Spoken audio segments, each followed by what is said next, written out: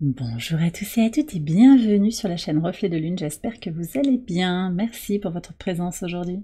On se retrouve pour le tirage prédictif de la semaine du 21 au 27 octobre pour le signe du Cancer, Soleil, Ascendant ou Lune en Cancer. On va aller regarder l'énergie de votre semaine. Vous avez la mûre noire qui nous parle de complétude. Complétude, centrage sur soi, sur son intuition, sur ses ressentis, sur sa base et sur son besoin de liberté. Voilà ce que je reçois ici. Ça, c'est une très très belle énergie pour démarrer le tirage. On va aller regarder aussi avec l'oracle le message du début de la saison du Scorpion avec le transit du Soleil dans le signe du Scorpion. Ça se fait le mardi 22. Et également le transit de la Lune en Lion qui va former un carré au Soleil, donc dernier quartier de Lune en Lion.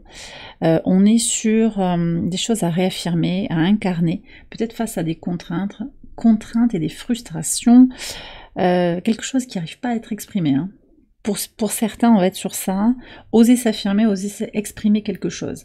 On va voir le message. Ok, ben vous avez des limites. Donc il y a un questionnement là sur vos limites. Quelles sont vos limites? Où est-ce que vous les positionnez? Où est-ce que vous mettez le curseur? À quel moment est-ce que vous décidez de lâcher, de baisser la garde, hein, de baisser les murs, voilà. Ou au contraire de lever des barrières pour ne pas vous laisser happer. Alors on est vraiment avec votre signe autour d'une discussion qui concerne l'énergie en fait qu'on met dans les relations, dans certaines situations. Mars dans votre signe, c'est vraiment ça, c'est où est-ce que je mets mon énergie, jusqu'où je vais pour mettre mon énergie dans une relation, dans un projet, une situation. Et à savoir aussi qu'on a un carré du Soleil à Pluton cette semaine, toute la semaine. Il y a cette question de voir si on impose sa volonté aux autres, à l'autre, est-ce qu'on le laisse être, et est-ce qu'on incarne sa vérité tout simplement, sans essayer de forcer une situation qui concerne l'autre. Ça c'est très important. Parce que parfois, sans s'en rendre compte, on peut être amené à être prêt à faire des grands changements, voilà, quitte à se sacrifier peut-être pour une relation, en attendant aussi que l'autre change comme on le voudrait. Et j'ai encore la gorge qui se bloque. Oui, alors là, voilà, c'est pas pour tout le monde, mais il y a certaines personnes qui doivent entendre ça. Le libre arbitre de chacun, le positionnement de chacun, et y compris en démarrant par vos propres limites et accepter que l'autre met des limites aussi. Et ça permet d'avoir des espaces d'échange en fait qui sont assainis, qui sont finalement, si chacun est dans son espace, dans son équilibre intérieur, les interactions se font de façon beaucoup plus positive. Alors on va aller voir ce que nous disent les cartes au quotidien sur le lundi 21 déjà. Alors, fin et recommencement sur ce début de semaine, il y a quelque chose qui se conclut pour faire de la place pour du nouveau, une nouvelle opportunité, peut-être un refus, un abandon de quelque chose qui est une nouvelle opportunité en fait en soi. C'est très prometteur finalement, même si on a le cercueil, il y a une fin qui est actée, et puis vous comprenez aussi hein, de façon très, très complète hein, que pour faire rentrer du nouveau, parfois il faut faire du ménage. Alors pour certains ça va être du désencombrement, on jette des choses, vous avez déjà commencé, vous allez peut-être continuer dans la semaine. Pour d'autres, c'est faire de la place pour une nouvelle relation, sortir aussi quelque chose de son esprit pour pouvoir être focalisé sur son nouveau projet, ça peut être ça aussi. Hein. Sur le mardi 22, 3 de denier et le bateau, alors il y a des collaborations fructueuses et c'est très intéressant parce que vous voyez, la question des limites, en fait, elle apparaît déjà dès le mardi. Moi je pense qu'en collaborant de façon raisonnable, mature,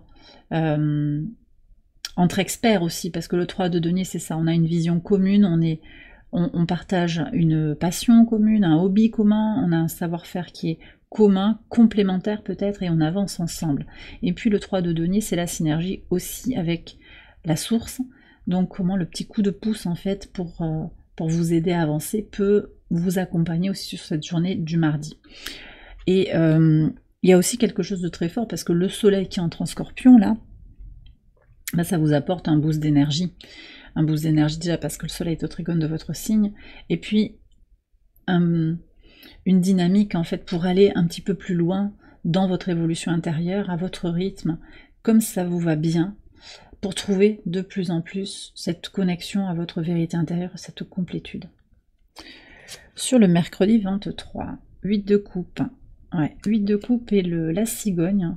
Donc on est encore sur un travail intérieur important, équilibre intérieur sur le plan émotionnel, compréhension profonde en fait de sa vérité pour s'élever, pour construire quelque chose.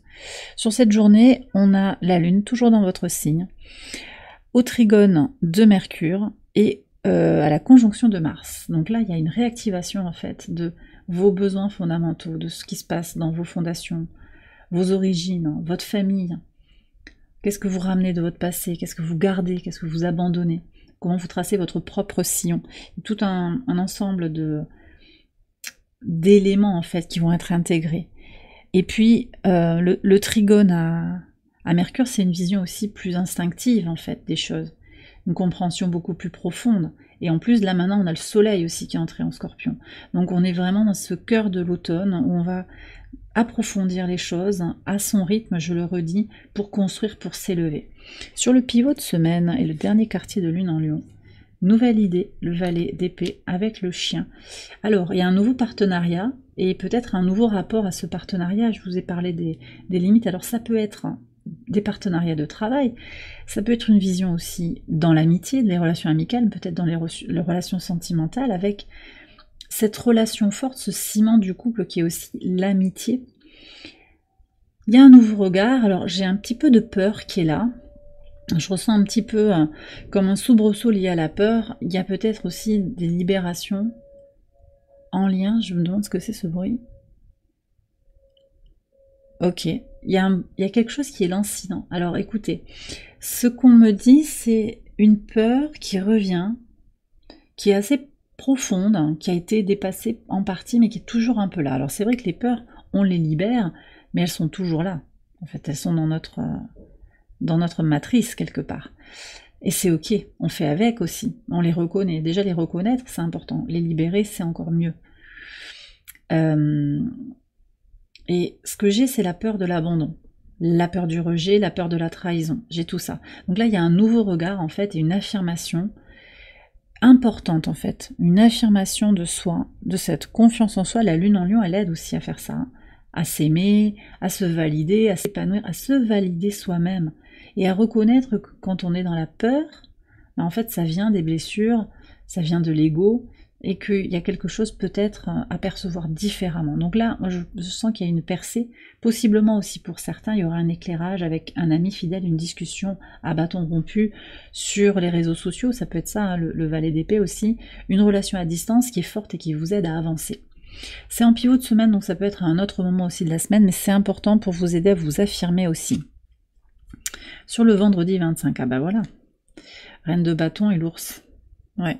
Il y a clairement une affirmation de soi là qui apparaît, libération et puis reconnaissance de votre potentiel profond avec l'ours. C'est la résilience, c'est toutes les ressources que vous avez, l'adaptabilité que vous avez. En fait, l'ours il est super complet, il a quelque chose de... Il mange de tout, il peut changer de régime, il sait se mettre en veille quand c'est le moment, il sait être actif quand c'est le moment, il a un rapport à sa nature profonde qui est tellement bien, c'est comme une horloge suisse quoi, en fait, vous voyez, cette image un peu de qu'est-ce qu'il est bien adapté à son environnement, qui n'est pas un environnement facile, qui est un environnement sauvage, difficile. Et si vous voyez l'analogie avec votre vie actuelle, oui, la vie peut être difficile, la vie peut être dure et injuste, les rencontres peuvent être dures, il y a des choses terribles que l'on peut traverser, et vous en fait, vous reconnaissez que vous êtes outillé, vous avez, et vous construisez les outils dans cette forme de complétude qui est là, pour résister, pour apprendre, pour reconnaître à quel moment vous avez besoin de vous reposer, à quel moment vous êtes prêt et prête à agir,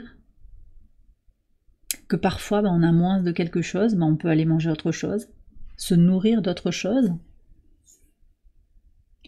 tout en défendant son territoire. Il y a quand même encore cette idée des limites, parce que l'ours, c'est un féroce défenseur de son territoire, de sa famille, de ce qui est fondamental pour lui. Et on a la reine de bâton, affirmation de soi, et aussi reconnexion de son féminin et de son masculin, de ces deux polarités pour une forme de complétude. Parce qu'avec la reine de bâton, on est quand même sur une reine, donc la douceur, l'intuition, la réceptivité, mais c'est une reine affirmée. La reine de bâton, c'est une reine qui a une polarité masculine claire, qui est dans l'action, qui est dans la volonté, la fierté.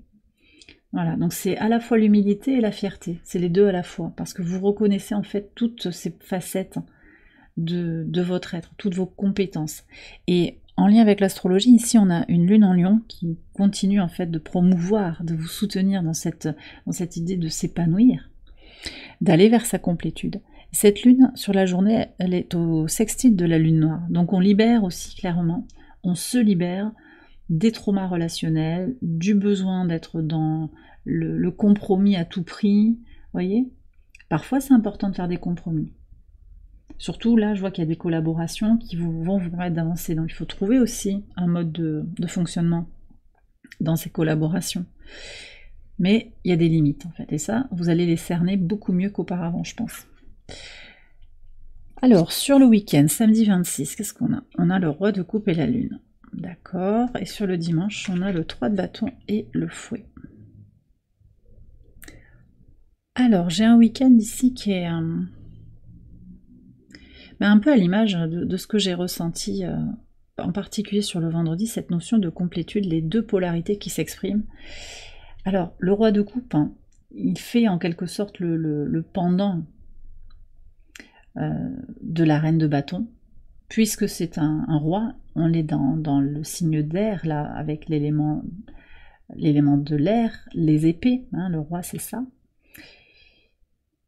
Alors là on était avec les bâtons, mais c'est quand même un principe masculin. Et puis on a les coupes, donc c'est principe féminin, c'est le roi qui est possiblement le plus féminin, et là on a la reine la plus masculine, en gros.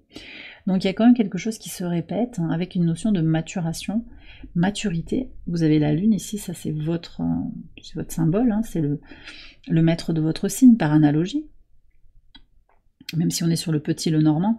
Donc moi qu'est-ce que je perçois ici, c'est cette maturité, cette complétude, cette notion d'être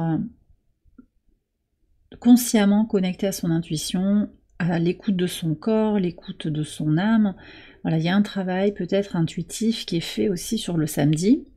Et puis sur le dimanche, on a le 3 de bâton, qui est résolument tourné vers l'extérieur, beaucoup plus masculin dans l'énergie, avec le fouet. Donc il y a à la fois, je me comprends très profondément, et j'agis. Alors possiblement, c'est sur le samedi, une pause pour faire le point sur une situation. Le dimanche, on passe à l'action, on fait le ménage. Et il y a deux fois l'idée du ménage quand même, hein. Donc ménage dans ses relations peut-être, ménage dans les pensées négatives, tout ce qui peut vous polluer, mais aussi dans son régime alimentaire et dans son logement. Donc un week-end en complétude, hein, encore une fois, avec beaucoup d'équilibre. Et peut-être avec un samedi plus posé et un dimanche où vous êtes voilà, régénéré et vous passez à l'action pour faire ce qu'il y a à faire sur le week-end.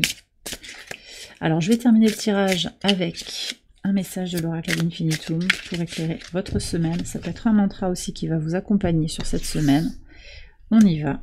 Ici, il y a un message. Ok. J'ai quand même cette carte aussi qui veut venir et celle-là aussi, donc on verra, c'est peut-être des messages secondaires. Alors, ma créativité est une force puissante qui coule librement à travers moi. Super intéressant, là aussi on retrouve la dualité qui forme la complétude. On a Mars, principe masculin de feu, on a Neptune qui est connecté à l'eau et donc au féminin. Et puis dans cette carte, hein, il y a l'association en fait qui peut paraître un petit peu contre-intuitive, de la fluidité de la lave. Alors la lave, elle détruit, c'est vrai, mais elle a ce côté fluide et elle a la puissance en fait. La lave, ce que j'ai voulu représenter dans cet oracle, c'est la puissance, c'est la force. Il y a quelque chose quelque part, quelque chose qui n'est pas contrôlable en fait. Voilà. La lave, elle va écraser tout sur son passage. Et c'était cette idée-là en fait, que cette créativité, elle a quelque chose de puissant. D'accord? Qu'on ne peut pas écraser. Et elle est fluide, la lave. Tant qu'elle ne s'est pas figée, elle est fluide. Et donc aussi, dans la créativité, il y a cette notion de fluidité. Et la phrase, c'est « Ma créativité est une force puissante qui coule librement à travers moi ». Et en fait, vous voyez, la lave, elle incarne cette dualité. Quand elle est en mouvement, quand elle vient de jaillir du cœur de la Terre, elle est à la fois masculine et féminine. D'accord, dans l'énergie, dans le sens où elle est à la fois liquide et chargée de feu. C'est du feu liquide. Voilà. Et voilà, ça ressort dans les choix astrologiques. Il y a vraiment cette dualité. Et donc le message, en fait, que je pense qui est clairement là, pour vous, c'est cette idée de reconnecter vos deux polarités, qui sont pas incompatibles, mais qui sont au contraire complémentaires, pour aller en complétude, pour vous sentir en complétude, et trouver une énergie créative, créatrice, au travers de cette jonction entre les deux polarités. Ça veut dire aussi passer à l'action. On a le chakra sacré, il est associé à Mars, donc il y a quand même cette notion d'agir, de jaillir hors de soi, et de dessiner les contours de la réalité que l'on veut expérimenter. Donc il y a la créativité par rapport au projet créatif, on en a parlé ici sur le 3 de denier en particulier, mais il y a aussi cette idée de créer la vie que l'on veut. Ça, voilà, créer la réalité intérieure aussi, hein. Il n'y a pas que le matériel, intérieurement, vous êtes maître à bord, vous êtes le pilote. Hein. Et les messages complémentaires, qu'est-ce qu'on a? Ah, on a de nouveau le chakra sacré, et on a le chakra de la gorge, et c'est intéressant parce que j'ai le chakra de la gorge qui s'est bloqué. Il y a des questions de communication, on retrouve l'énergie de Neptune, hein. Sagesse intérieure, libération, fluidification, purification. Ma communication est guidée par la sagesse intérieure de mon être. Donc en fait, dans les partenariats, les limites que vous allez poser, il y a quelque chose qui se doit, bon, il n'y a pas d'obligation et vous avez votre libre arbitre, mais on vous invite ici à être dans votre sagesse intérieure. Peut-être c'est la prudence, une meilleure connaissance de soi, quand vous prenez un engagement, quand vous dites à quelqu'un quelque chose. Soyez conscient de l'impact que ça va avoir sur vous-même, si vous vous engagez par exemple à faire quelque chose que finalement vous serez embêté pour terminer, parce que ça va vous prendre du temps, de l'énergie, et vous aviez autre chose à faire par exemple. Mais aussi l'impact de vos mots. D'accord? Comment vos mots impactent l'autre. Donc on a ça. Compréhension intuitive aussi de ce qui va permettre, hein, avec beaucoup de fluidité, on a encore une autre forme de liquide, hein, là c'est l'eau. Comment aussi vous allez trouver les bons mots pour pouvoir négocier, voyez, bouger, faire bouger les choses avec beaucoup de fluidité. Et puis on a encore la dualité, les partenariats avec le 202. Ici, je choisis des partenariats qui honorent ma véritable essence. Donc là aussi sur le relationnel, le fait de trouver son centre, d'être en complétude, ça assainit aussi le rapport à l'autre, ça permet de poser des limites de façon beaucoup plus naturelle. Et bien voilà les cancers, j'ai terminé votre tirage. J'espère qu'il vous a éclairé, qu'il vous a guidé. Si c'est le cas, je vous invite à liker la vidéo et à vous abonner si vous ne l'avez pas encore fait. Vous pouvez également aller voir les autres vidéos de cette série pour votre ascendant ou pour votre lune. J'en profite aussi pour vous adresser un très très grand merci. Merci pour vos likes, pour vos abonnements, pour vos commentaires, pour vos mails, pour vos demandes de guidance. Merci pour votre présence sur la chaîne. Je remercie aussi la communauté Patreon qui vient ici aussi regarder les vidéos pour les tirages hebdomadaires qui se trouvent uniquement sur la chaîne YouTube. Merci à tout le monde, vraiment. Tout le monde, vous êtes formidables. Merci à vous tous d'être là. Voilà, je vous embrasse bien fort. Je vous souhaite, hein, ça freine. Il est temps d'arrêter. Je vous souhaite une excellente semaine. Je vous embrasse bien fort encore et je vous dis à très bientôt pour les prochaines vidéos. Bye bye.